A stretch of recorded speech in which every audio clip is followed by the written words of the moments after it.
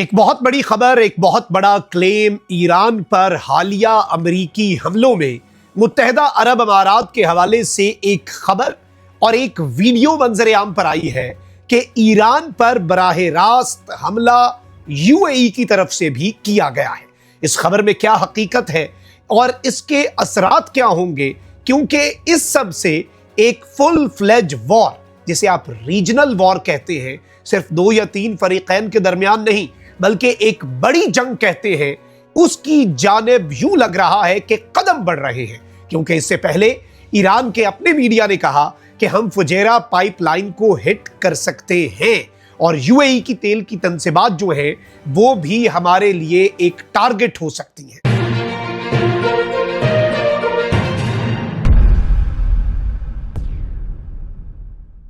बिस्मिल्लाहिर्रहमानिर्रहीम, अस्सलाम वालेकुम। मैं हूं मखदूम शाहबुद्दीन। 16 और 17 जुलाई की दरमियानी शब अहम तरीन अपडेट्स हैं नाज़रीन इकराम जो आपके सामने रखनी है। कुछ बड़ी डेवलपमेंट्स इस वक्त भी as of we speak Iran पर यूनाइटेड स्टेट्स के हमले जो हैं वो जारी व सारी हैं।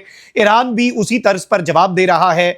जब आगाज हुआ हालिया लहर का तो ऑपरेशन नसर 2 जो ईरान ने लॉन्च किया पिछली फरवरी की जंग के अंदर, तो ऑपरेशन वादा सादिक 4 था।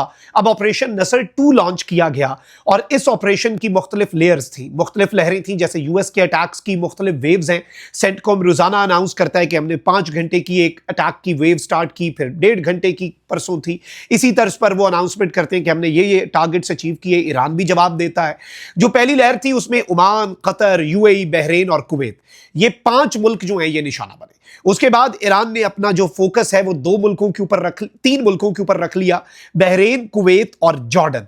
यूएई, कतर और सऊदी अरेबिया जो है उनके हवाले से ईरान जो है उसने उनकी सरजमीन पर मौजूद यूएस बेसिस को in the last 72 hours hit नहीं किया। लेकिन अब जो डेवलपमेंट सामने आ रही हैं वो काफी हद तक परेशान कुन भी हैं। कुछ बड़ी अपडेट्स हैं वो भी आपके सामने रख देते हैं। इसराइल ने भी एक कार्रवाई की है। उस कार्रवाई में इसराइल क्या क्लेम कर रहा है और इस जंग में क्या इसराइल शामिल होगा या लबनान वाला मामला बिगड़ने जा रहा है, जो कि बुनियाद था ईरान और अमेरिका के दरमियान टॉक्स की, और दोबारा भी अगर बातचीत होती है तो उसकी बुनियाद है।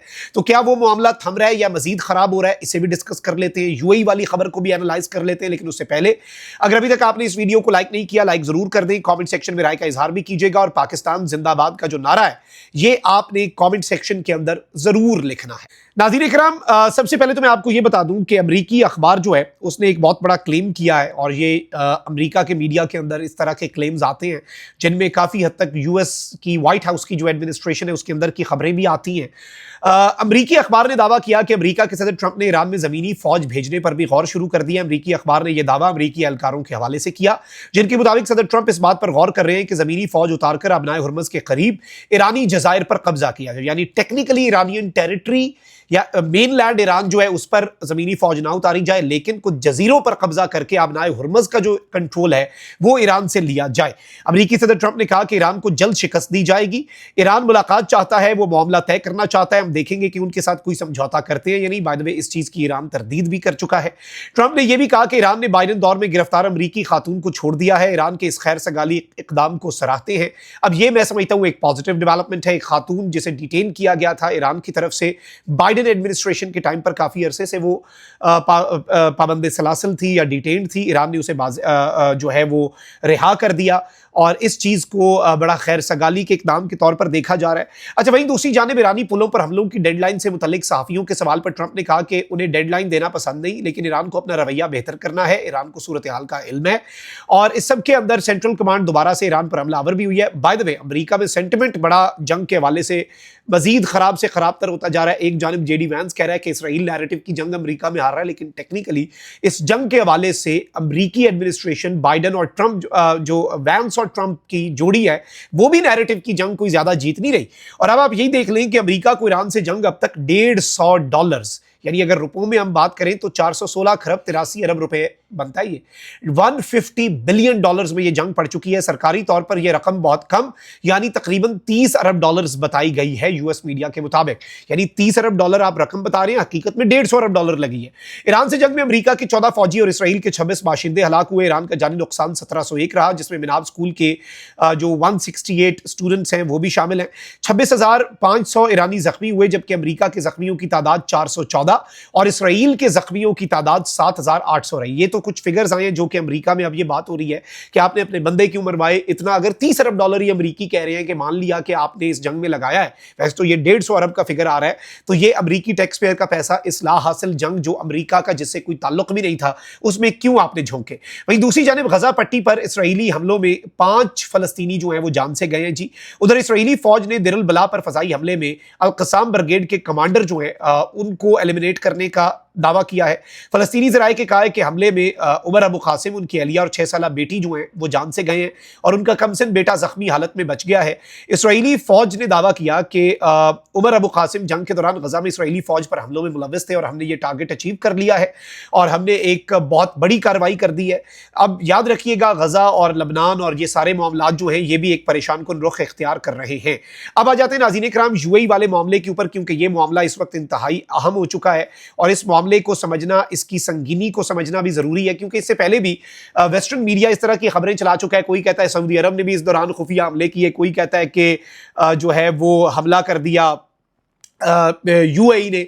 और मैं समझता हूं कि इस सब के अंदर ईरान को बहुत देखभाल के इन खबरों को एनालाइज करना पड़ा, क्योंकि अगर फुल फ्लेज हमले होते हैं और डायरेक्ट तन से बात पर हमले होते हैं तो फिर चीज़ें काफ़ी हद तक ख़राब हो सकती हैं और एक ऑल आउट डायरेक्ट वॉर मुसलमानों के दरमियान छिड़ सकती है, जो कि अल्लाह ना करे कभी छिड़े। हम तो अमन और सलामती की बात करते हैं, तमाम ममालिक हमारे बरादर मुल्क हैं और आपस में नहीं लड़ना चाहिए।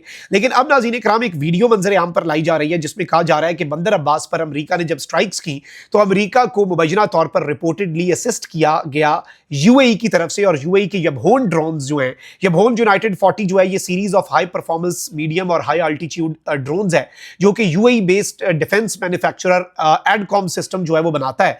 इनका जो डिज़ाइन है वो बड़ा एक यूनिक सा है, कर्व्ड और डबल फ्यूसलेज डिज़ाइन है और इसकी एंड्योरेंस बहुत ज़्यादा है और ये 120 घंटे तक जो ड्रोन है इसका लेटेस्ट वेरिएंट वो एयरबॉर्न रह सकता है, फ़ज़ा के अंदर रह सकता है। और अब ये खबर सामने आ रही है, इस हवाले से खबरें दी जा रही हैं कि मामला जो है वो बड़ा परेशान कुन है और चीज़ें जो हैं वो बड़ी ख़राब हैं और यूएई ने इसमें असिस्ट कर दिया है। और डायरेक्टली यूएई, हुर्मुज़ रिपोर्ट इस पर कहता है कि यूएई तो डायरेक्टली जो है वो इस जंग के अंदर शामिल हो चुका है, क्योंकि उसने यबहोन लॉइटरिंग कामिकाजी ड्रोन खुदकुश ड्रोन होते हैं और लॉइटरिंग म्यूनिशंस जो आकर फेंकते हैं और ये बेसिकली ये पहला नोन यूज है इस वेपन का इस कॉन्फ्लिक्ट के अंदर। और इस सब के अंदर बताया जा रहा है नाज़रीन इकराम कि यूएई की फुजेरा एनर्जी कॉरिडोर जो है इससे पहले, इस खबर से पहले ईरान भी ये कह चुका है कि हम यूएई के एनर्जी का जो फुजेरा एनर्जी कॉरिडोर है उसको हिट कर सकते हैं। इसके साथ साथ सऊदीया का ईस्ट वेस्ट पाइपलाइन की भी उन्होंने खैर बात की, लेकिन ये एक बड़ी परेशान कुन सी चीज़ है। लेट्स सी ये मामला कहाँ पर जाकर रुकता है। लेकिन I will be very honest कि ये अब अगर डेवलपमेंट्स इस तरफ को जा रही हैं तो ये एक बड़ा ऐसी जंग हो सकती है। अमेरिका तो इससे निकल जाएगा, लेकिन अमेरिका एक ऐसी आग में इस खित्ते को छोड़ के जा सकता है जिससे शायद अल्लाह ना करे उस तरफ मामला जाए। लेकिन ये खित्ता जो है वो कई साल तक या कई दिहाइयों तक जंग से बाहर ना निकल सके और फिर सबकी तबाही होती है। जंग मसलों का हल नहीं होता, जंग खुद एक मसला होता है और शदीद तरीन जंगों के बाद भी आपको मेज़ पर बैठना पड़ता है। आई पर्सनली थिंक कि पाकिस्तान को सिर्फ अमेरिका और ईरान नहीं बल्कि अरब्स और हमारे जो दोस्त मुल्क हैं, ईरान भी दोस्त मुल्क है, यूएई, कतर, सऊदीया ये भी दोस्त मुल्क हैं, इनके दरमियान भी एक लाइजॉन का किरदार अदा करना चाहिए ताकि मिसकम्युनिकेशन कम अज कम इस सेंसिटिव टाइम के ऊपर ना हो और क्लैरिफिकेशन और क्लैरिटी ऑफ थॉट जो है वो तमाम फरीकैन को। अपना बहुत ख्याल रखिए। पाकिस्तान जिंदाबाद।